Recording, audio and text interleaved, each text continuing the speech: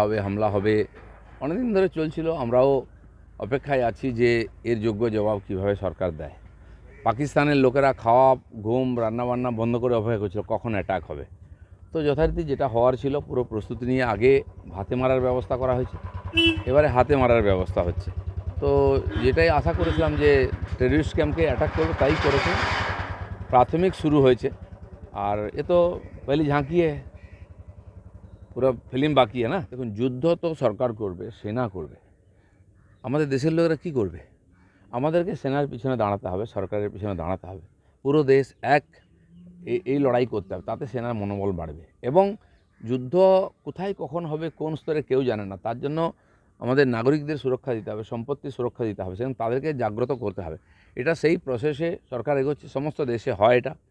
ইসরায়েলে বছরের পর বছর যুদ্ধ চলেছে। ওখানে আমরা শুনতাম যে মহিলারা কাঁধে বন্দুক নিয়ে রান্না করতো, বাড়ির মধ্যে ট্রেঞ্চ খোঁজা ছিল, বাচ্চা কোলে থাকতো, যেই সাইরেন বাজতো বাচ্চা নিয়ে ওই এর মধ্যে সুড়ঙ্গের মধ্যে ঢুকিয়ে যেত।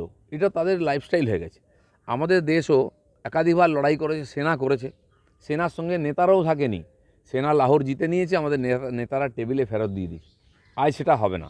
সেনা, নাগরিক, নেতা, মন্ত্রী, সরকার সব এক হয়ে লড়াই করতে হবে, কারণ এই সংকটের একবার শেষ করতে হবে। ঠিক আছে, জওয়ানদের জন্য উনি চিন্তা করছেন ভালোই, কিন্তু আগে তো চিন্তা করুন মুর্শিদাবাদে যে হিন্দুরা ঘর ছাড়া হয়ে গেছে। যে জওয়ানরা কাজ করছে, সরকার তাকে, তার পরিবারকে সম্মানের সঙ্গে আর্থিক সহায়তা সাফিসিয়েন্ট দেয়। আমরা কার্গিল যুদ্ধে দেখেছি, পরবর্তীকালে দেখেছি, এবং বর্ডারে যতবার এরকম ঘটনা হয়েছে, বলিদান হয়েছে, পুরো সরকার তার পেছনে দাঁড়িয়ে, এবং সমাজের লোকও, হাজার হাজার লোক তাকে সম্মান দেখিয়েছেন, তার সব যাত্রায় গেছেন। আর এটা হবে। কিন্তু এই পশ্চিমবাংলা যারা ঘর ছাড়া হচ্ছে, যাদের সম্পত্তি নষ্ট হয়ে যাচ্ছে, মমতা ব্যানার্জি তাদের কাছে দাঁড়ান, তাদের সঙ্গে দেখা করুন, তাদের সঙ্গে কথা বলুন, তাদেরকে হিম্মত দেন এবং বলুন যে এরকম ঘটনা আর ঘটবে না। বাংলা খবর, আপনার রাজনীতি, আপনার আওয়াজ।